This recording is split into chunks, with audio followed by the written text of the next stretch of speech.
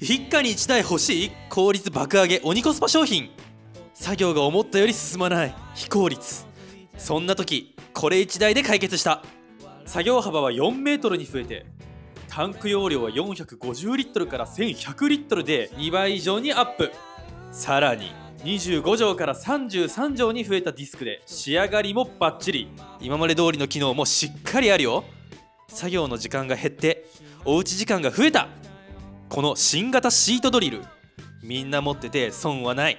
気になる金額はコメント欄をチェック。